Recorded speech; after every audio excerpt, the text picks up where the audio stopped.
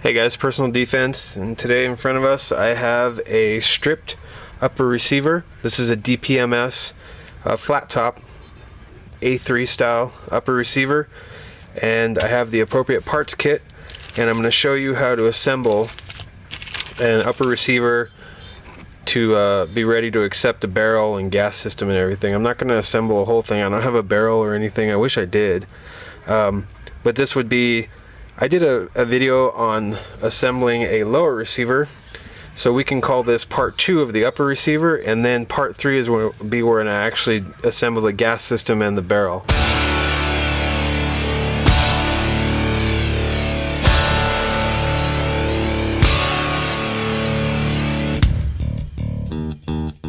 I got the upper receiver here. I got the DPMS ejection port cover assembly, which is the actual ejection port cover, the rod, the spring, and the retaining clip. And here I have a DPMS forward assist assembly, which is the actual forward assist, spring, and pin. And I'll show you guys how to put this together. It's really... So what you're going to need is obviously your stripped upper receiver, your parts kit. You're going to need, if you're going to build an AR-15 or do any sort of home gunsmithing, you're going to need one of these. So go ahead and pick one of these up. You can get them on Amazon, pretty cheap, I think 20 bucks or something. I think these are just called gunsmith hammers. One end is nylon and one end is brass, non-marring. You need one of these, and you need a punch set. I just have this cheap ass one here, which is brass and chrome punches. Let me tell you, if you see this on eBay or Amazon, it's just called a pin punch set. 4 brass and 4 chrome pin punches, different sizes. This punch set sucks. Don't buy this punch set. So if you see this anywhere, and I think I bought it because it was like $8. Don't buy it. It sucks. But it's what I got. So I'm going to use that, but that's what you're going to need. Basically, you only need one size punch, and that's just for this right here, for the forward assist. Other than that, you don't need a punch, or a hammer really, but you'll need it for that. When you get these parts mailed to you, it kind of sucks because they come covered in Cosmoline or oil or whatever, you know, so they don't rust, which means you're gonna get dirty, so be ready for that. Here's what's in the forward assist assembly or parts kit. You have the actual forward assist here itself, and you can see this should move a little bit like that. There's a little spring in there, and I believe there's a pin in there too, so you want to make sure that moves and it looks like that. You have your forward assist spring and your retaining pin. That's all for the forward assist part. Now for the ejection port cover, you actually have the dust cover here. And this is, you've seen guys get creative with these that say zombie hunter or come and take it or don't tread on me or whatever. There's one of those. You actually have the rod that holds it in place. There's a little spring. The spring is probably the trickiest part of this whole thing, is putting the spring in correctly. It's not hard though. You got the spring, and then there's a little like C-clip that goes in here too that holds the whole thing together. But that C-clip is really small. It's easy to lose, and if you do lose it, it's not a big deal because really the barrel nut will hold it on, or whatever you have on there will hold that rod on. Unless you're running like an open barrel. I've never seen anything that wouldn't hold the rod on. And this damn oil is in here. I can't get this. Here it is. There's what it looks like. My camera is not going to focus. Anyways, you can see it's a little tiny C-clip. So, but like I said, if you lose it, not a big deal. Okay, so I like doing the forward assist first, and let me show you what I've learned throughout the years. No, just what I've learned a couple times. So you can just put the spring on, just like that. There's no wrong way to do it. Set that to the side. Now the way to work on this is to turn it on the flat top, and this is if you have a flat top, really, because if you don't, if you have the one with the built-in carry handle, the HU style, I believe, can't really do this. But if you set it upside down like this, you have a nice flat surface to work with. So what I do is I take the pin and I put it in the hole and I start it first. Just get it started so when we put the actual forward assist in there, we don't have to worry about that later. So here's where I take my little hammer and I use the brass side, and I might need some, you know what, I'm changing what you need. You need some needle nose pliers also, just to hold this pin so you don't hit your fingers with your little hammer. And you can tell, if you've never done this before, you can tell the sound of when the pin starts moving.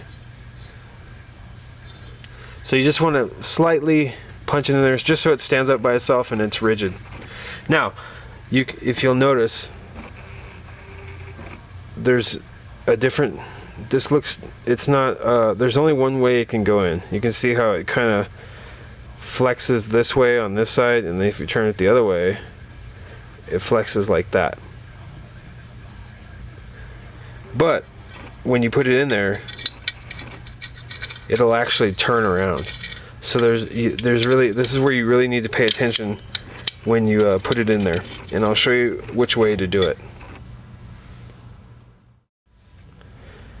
So if you take the spring off of this, let me see if I can get a close-up of this. You can see how it's rounded on this side where it flexes out, but do you see here there's like a notch right there, and there's a flat spot?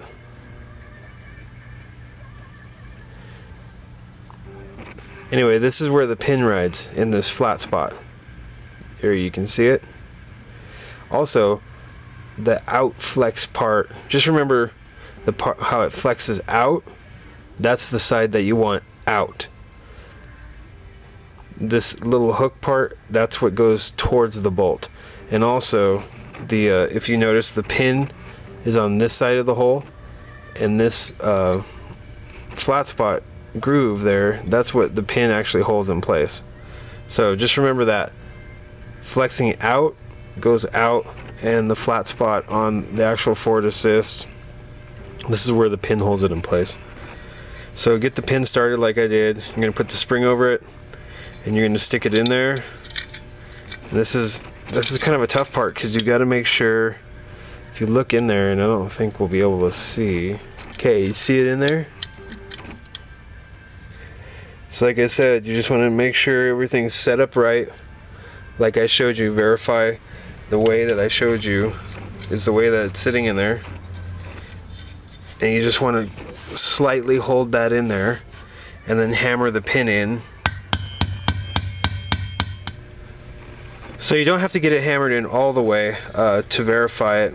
You can see I have it sticking out quite a bit still, and you just want to verify that it goes in and out easily and it looks correct on the inside there, which we can't see from this angle, but you'll just have to trust me. Mainly you just want to make sure it goes in and out easily like that, and it has retention. So at this point you can take a punch out and finish it off, or if you think you're good enough with a hammer, you can take your chances. But I'll use a punch and finish this off. The pin should also move pretty easily. It shouldn't be that hard when you're hammering it in. So if you feel any resistance or something like that, you're probably not doing it right, or there's something wrong. And then okay, so the up of the receiver, you can the top part of the receiver, you can see no mars, no dings, no scratches. Bottom side, yeah, but whatever, it's the bottom side. I got it ever so slightly in there. It's not sticking out at all. You can't feel it with your finger, and it's recessed in the top. It works for me. So that's the forward assist. Now we can start on the dust cover, and like I said, the forward assist was the hard part. So there's just what the dust cover looks like when it's on. So what you want to do here is you want to look at your rod. I don't know if this is going to pick it up. You see the notch in the rod right there? It's only on that one side. It's not on this side. So what you should do while you have this out is you should put your little half ring or C ring or snap ring or whatever you want to call it into that notch. Okay, using some needle nose pliers, I got it installed on there. You can see needle nose pliers and my nylon tip of my hammer. It's installed. Okay, so what you want to do is you want to lay your upper receiver like this. You want to take the rod with the C-clip thing out this way, and then what you're going to do is you're going to slightly start it into the one side of the dust cover like that. Okay, the spring for the dust cover, this is the tough part. What you want to do is start with both ends pointing up like this in orientation with your lower receiver. So you want it starting like this. This short part of the spring is going to sit just like this on the upper receiver. This one is going to sit facing down like this, holding the dust cover open. So what you want to do is you want to make a half turn like this and place it just like this on the receiver and the dust cover. So this is kind of the tough part because you have to twist it, hold it, and get the rod in. So what I usually do is I try and get it close to the lower receiver when I do it, twist, and just set it down there. The important part is holding down this side. If you can do that with your thumb or whatever, so you want to do all one motion just like that. There. So what I was saying, like I said, that part of the spring is facing up. They're actually both facing up when you started. This one continues to face up. Then you do a quarter turn or a half turn this way, and that sits against the dust cover right there. Do you see it? So then you just want to make sure that it's going to pop it open. Lock it into place, pop it open, just like that. That's it. We've got this upper receiver built. There's only a couple parts, but the springs and pins and everything are kind of a pain in the ass, so you kind of need some patience to do it. I'd say if it's your first time doing it, set aside 30 minutes or so to do it. But like I mentioned earlier, if you're going to build an entire AR-15, this is where I would start.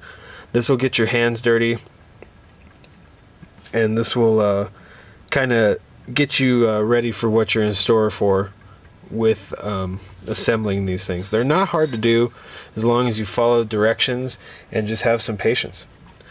So I hope this video was helpful to you guys, and thanks for watching.